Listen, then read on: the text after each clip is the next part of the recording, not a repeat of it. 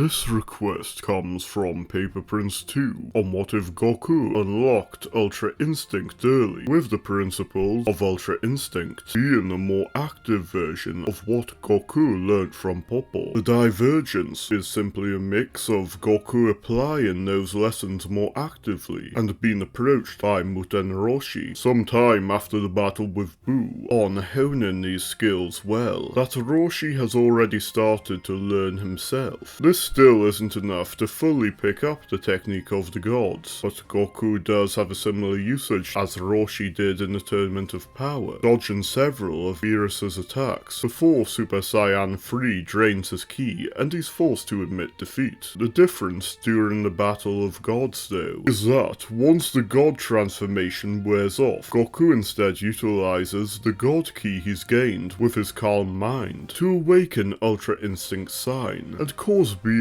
to have to take things far more seriously to win. He's still unable to use it at will though, until having gained Super Saiyan Blue, which occurs too late for him to improve any further by the time he learns of Frieza's return. The main difference though is his far greater usage of reading his opponent's movements has him avoid Sorbet's laser, but Vegeta still takes his turn when wanting the satisfaction of finishing Frieza off, as events go the same. Goku's time with Whis after this, and with Vegeta in the Room of Spirit and Time, is enough for him to easily use Ultra Instinct Sign, as well as utilize its principles well enough in general to read his opponent's movements far better, picking up on and dodging Frost's needles before defeating him. Mageta's durability then forces him to win with raw power by going into Super Saiyan God, before facing Kappa, who is just as motivated to learn from him as from Vegeta. Goku tries making Kappa angry, just as he would with Oob, but those insults aren't as effective, with him instead asking Goten to help, as he achieved it easily, and Goten tells Kappa to focus his ki around his back. Goku's tutelage also helps Kappa unlock Super Saiyan 2 after it, but 3 proves too much. Goku is quickly forced to go into Super Saiyan Blue to overpower Hit, and then uses Ultra Instinct Sign to not waste ki, but forfeits as usual. Hit then jobbing to Piccolo, having been a complete bystander the whole time, causes Vegeta to focus on mastering Super Saiyan Blue quickly, as well as seek advice from Beerus, when knowing Kakaroto's technique isn't suited for him. Meanwhile, Zamasu initially becomes Piccolo Black, but when realizing this body is insufficient and he didn't beat Hit fairly, he goes with his usual plan. When Goku, Vegeta and Trunks go to the future timeline though, Black has become capable of using his body's muscle memory to access Ultra Instinct Sign, and defeat Vegeta even easier than usual despite Vegeta's own improvements. Things then go the same until the rematch. Vegeta instead uses his time in the room to fully awaken Ultra Ego to beat Black, who quickly becomes too enraged to use the technique fully, but isn't disposed of quick enough before he and Zamasu fuse. Their fusion is calm enough to access Ultra Instinct Sign to best both Goku and Vegeta, who are then forced to use the Potara as normal. The difference being Zamasu keeping a defensive mindset when knowing this is a waiting game makes Vegeta have to be more serious against him. After the fusion wears off, Goku keeps his ki controlled to master Super Saiyan Blue as Vegeta has, and calm his heart further when using Ultra Instinct Sign to awaken the perfected version of the form. His counters cause him to easily burst Zamasu, but has no way to get around his immortality, being forced to use the Xenor button. By the time of the Tournament of Power, Goku has become as skilled with Ultra Instinct as in the Granola arc, easily besting Toppo during the Xenor exhibition, being made a fool by the one blamed for the tournament who had so easily mastered an angelic technique without any interest in godly duties compared to he, combined with strength that he can tell may be greater than Jiren's, weighs heavily on Toppo and his ideals of justice, to the point that, as soon as the tournament starts, Toppo's clarity on what must be done allows him to awaken his Hakaishin mode. Still, he's quickly knocked aside by Goku as he challenges Jiren, with Toppo instead being faced with Vegeta and his similar form of Ultra Ego. Vegeta's far greater raw power and experience with the technique defeats Top Ball quickly, while Jiren's best efforts challenge Goku, but his greater control of Ultra Instinct than normal allows Goku to gain a decisive victory before it runs out. Goku has used up enough ki though that he can't fully utilize his reflexes as well, and is taken out of the ring when targeted by Damon, though him making his move and being defeated by 17 earlier keeps Piccolo and 18 in longer. Vegeta, now the heavy hitter of Universe 7, he becomes a target for those such as Hit, Anilaza, and Disbot, but still has enough stamina to power through them all. His ki gets used up enough that he can't defeat Kefla by the time she appears, but her being the last opponent for Universe 7 causes Gohan's double KO against her to decide it as the universes are restored. Seeing how far ahead both Goku and Vegeta are, Frieza decides it's not yet time to invade Earth with Broly when he finds him, and instead takes him into the Room of Spirit and Time with him, achieving the black form in only 5 years. Meanwhile, Vegeta uses Ultra Ego against Moro, and kicks him hard enough Moro has no chance to drain his ki, ending the arc quickly. Neither Granola nor the Heaters become aware of the Saiyans, but Granola still uses the Dragon Balls to become the strongest in the universe. Frieza still does his full 10 years as additional insurance though, and immediately crushes Granola. With nothing else to deal with, he then targets Goku and Vegeta. Though Broly has become stronger than usual, he can't have his ki rise quick enough after becoming the Super Saiyan to match Ultra Instinct Goku, who knocks him out before facing Frieza. Black Frieza easily defeats both as usual, but still spares them when still having come to see this as a game he's in full control of, taking Broly with him to make him an even more useful soldier. The events of Superhero go the same, and how things will progress from here will be for time to decide, though even the potential future of the manga won't have things bode well for Goku and Vegeta with how much stronger Frieza has become, should he ever decide to turn his fun game into a serious conflict. It's with this scenario and the possibility of practicing Ultra Instinct's tenets early that we see the issue of how Goku's skills as a martial artist in Super are handled, with it having reached the heights by the time of the Buu arc that Super tends to nerf his skills far too often, essentially providing the opposite issue GT had to Goku's progress as a martial artist. Thank you for having watched through this What If. Request your own in the comments, subscribe for it and more, and check out more the channel has to offer. On the subject of Ultra Instinct retreading old grounds, you may be interested in this analysis on how the god forms in Super wasted their potential.